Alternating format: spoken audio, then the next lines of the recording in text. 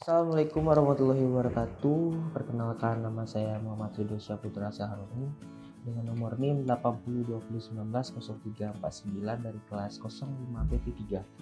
Pada kesempatan kali ini saya akan mempresentasikan tugas saya dari mata kuliah pemrograman berorientasi objek dengan dosen pengampu Bapak Robi Setiawan Skom MSI. Oke, untuk pembahasan pertama itu apa itu instansiasi pada PBO. Instansiasi adalah suatu istilah yang mempunyai arti perwujudan. Umumnya, ini digunakan untuk objek yang menginstansiasi dari subkelas atau sebuah kelas. Sedangkan, sebuah kelas dapat mempunyai banyak objek. Untuk dapat membuat sebuah objek, kita melakukan instansiasi. Kelas bukanlah sebuah objek. Kelas digunakan untuk membangun sebuah objek dan mendefinisikan atribut dan perilaku objek yang dibuatnya. Beberapa istilah lain kelas adalah template, prototype, dan blueprint. Instansiasi berfungsi untuk mengubah kelas menjadi objek. Kelas adalah kumpulan dari objek-objek. Untuk selanjutnya itu adalah ciri-ciri penulisan instansiasi. New, instansiasi membutuhkan operator new untuk mempersiapkan memori sesuai dengan isi kelas. Untuk kodenya bisa dilihat di bawahnya ya.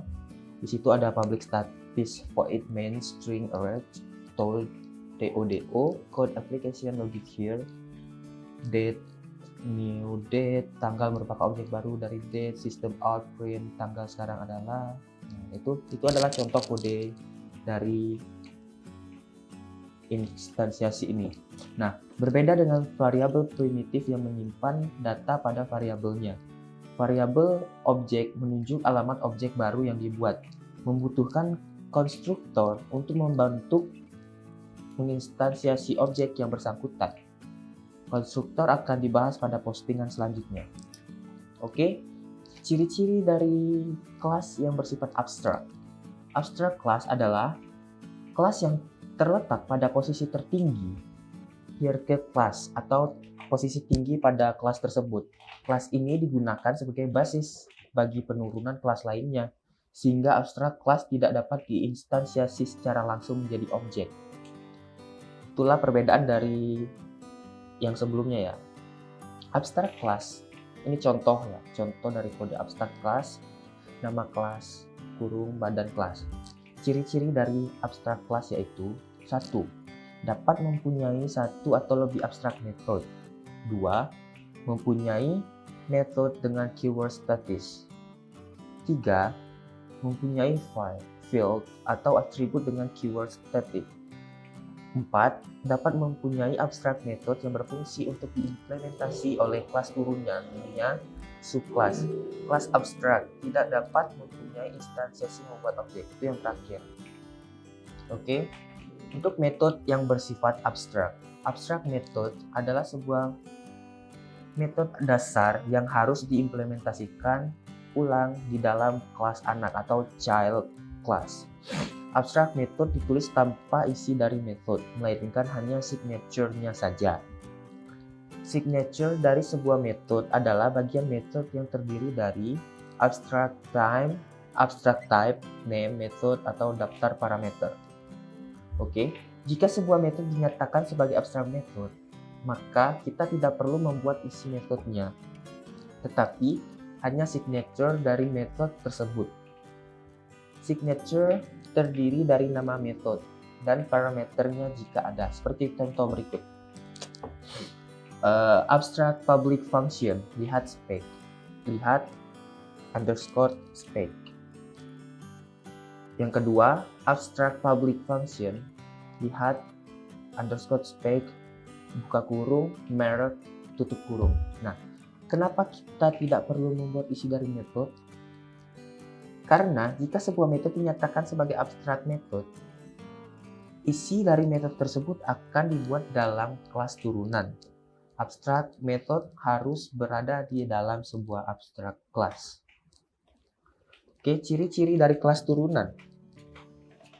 Pewaris atau penurunan adalah merupakan salah satu konsep dalam OOP, di mana kemampuan satu objek untuk mewarisi ciri-ciri objek lainnya. Dalam Inheritance juga dikenal dengan yang namanya kelas, di mana sebuah kelas bisa mewariskan atribut dari metodenya ke kelas yang lain. Kelas yang mewarisi sifat-sifat kepada kelas lainnya disebut dengan kelas induk atau superkelas. Kelas yang diwarisi sifat-sifat dari kelas lainnya disebut dengan kelas turunan atau subclass.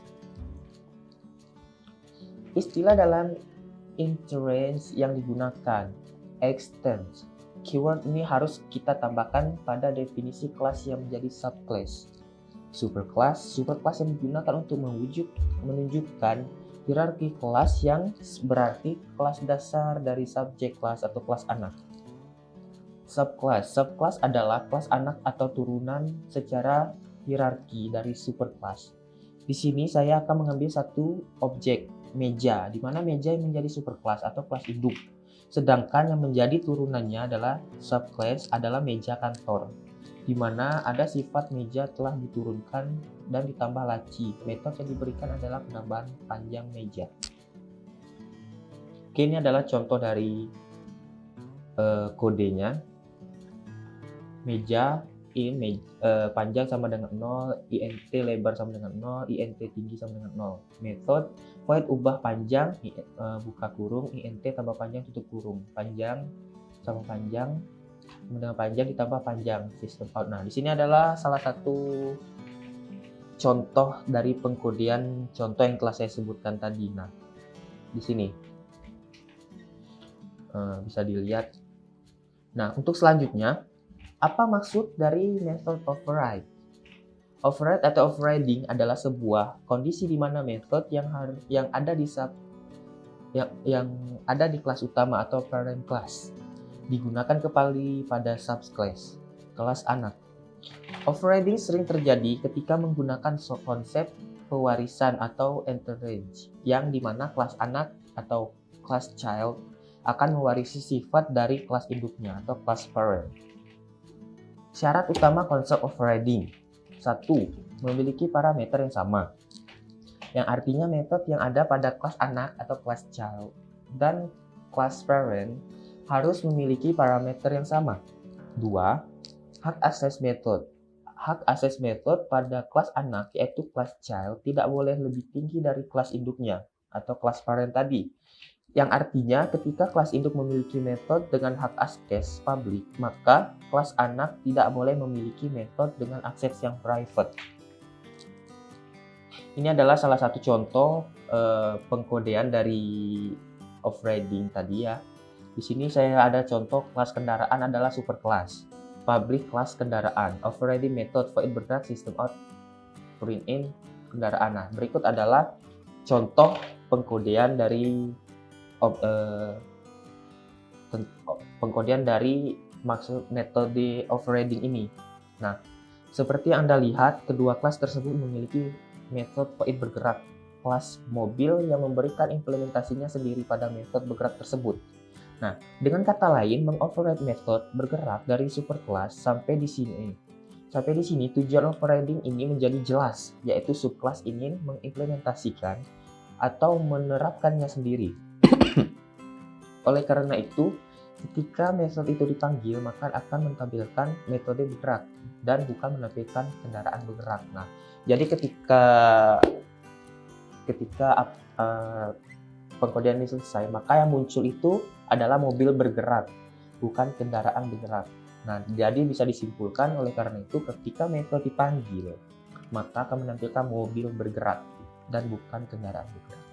Nah, mungkin sekian presentasi yang bisa saya sampaikan. Apabila ada perkataan yang salah, saya mohon maaf. Bisa dikoreksi kepada dosen. Terima kasih telah memberikan tugas ini. Saya Muhammad Ridho Syafruddin Syaroni. Mohon pamit. Wassalamualaikum warahmatullahi wabarakatuh.